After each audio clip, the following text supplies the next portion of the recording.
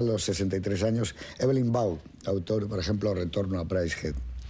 Es el año 66 en que en el Festival de Cannes concede su gran premio, Palma de Oro, a la película de Claude Lelouch, Un hombre y una mujer. A ese Festival de Cannes tenía que haber ido La Guerre Finie. Los críticos de Cahiers de Cinema ironizan sobre la cursilería vergonzosa de la película de Lelouch, que es un éxito de taquilla en todo el mundo, populariza una música, Anouk Aimée se hace una estrella. Era un hombre y una mujer. El Real Madrid vence al Partizan de Belgrado y se proclama en Bruselas campeón por sexta vez de la Copa de Europa.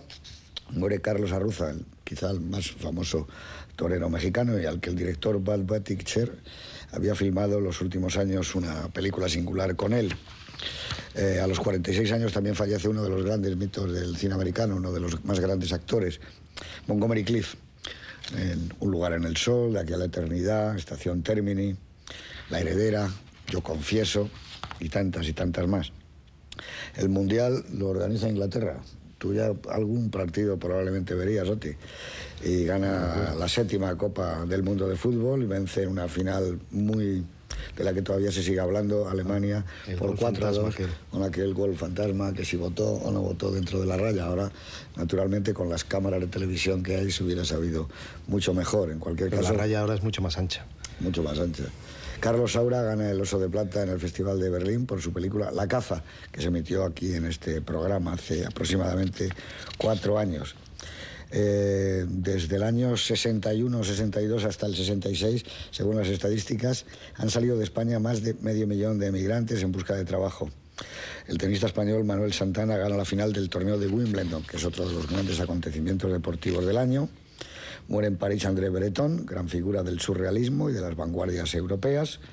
Cassius Clay sigue ganando y reteniendo su título de campeón del mundo de los pesos pesados, esta vez ante Cleveland Williams.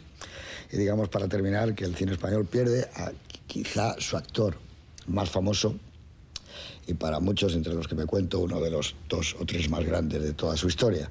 El querido José Isbert, inolvidable alcalde de Berlanga en aquella película, en Villar del Río, inolvidable verdugo jubilado, inolvidable perseguidor de un cochecito de inválido para no estar lejos de sus amigos, José Isbert. Bueno, y si os parece, pues ya estamos más o menos centrados en ese año 66, donde naturalmente cada vez que había una manifestación, que era otro de los fallos que había, ponían fútbol y ponían toros.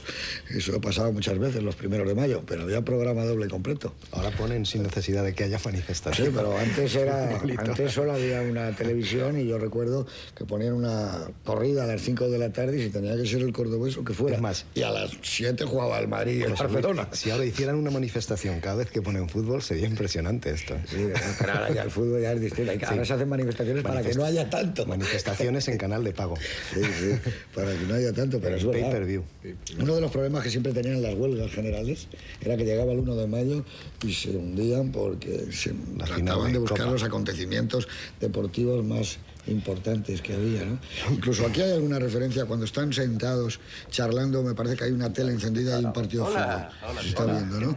Partido de fútbol quizá de una de las Copas de Europa que se está viendo en Francia, ¿no?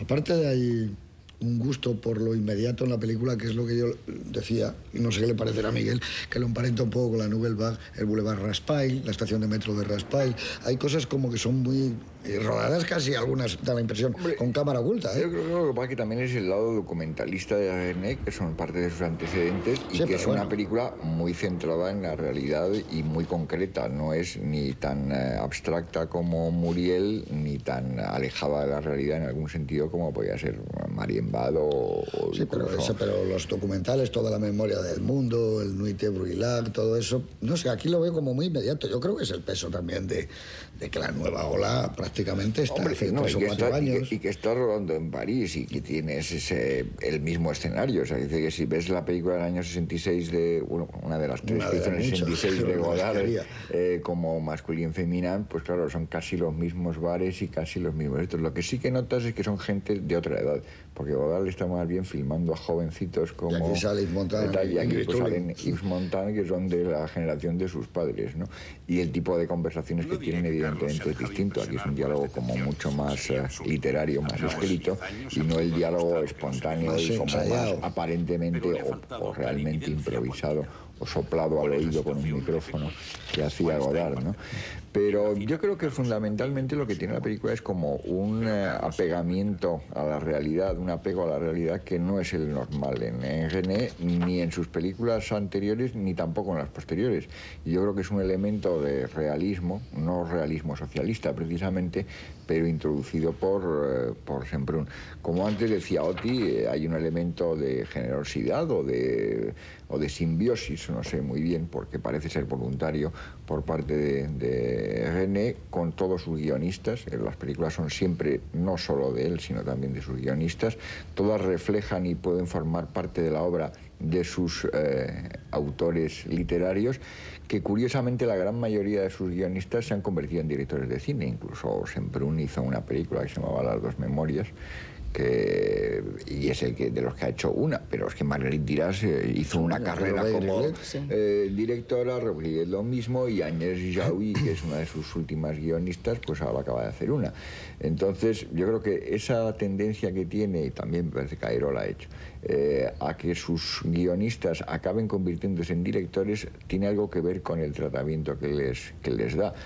Y son películas como muy compartidas. Yo creo que se pone muy al servicio de los guiones e intenta reflejar más que su mundo personal, que nunca ha sido autobiográfico ni ha contado nada de su vida.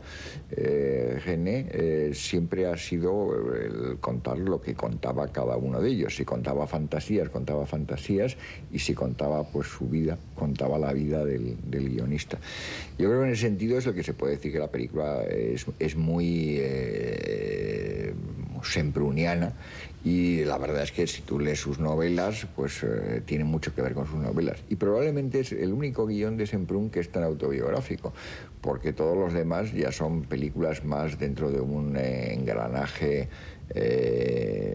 llamémosle industrial, películas en algún sentido de temas que le interesaban y de temas que le preocupaban, pero tampoco es un guionista, llamémosle profesional, en el sentido que le encargan de cualquier cosa y que le encargan de aquí un policiaco y aquí hazme una comedia.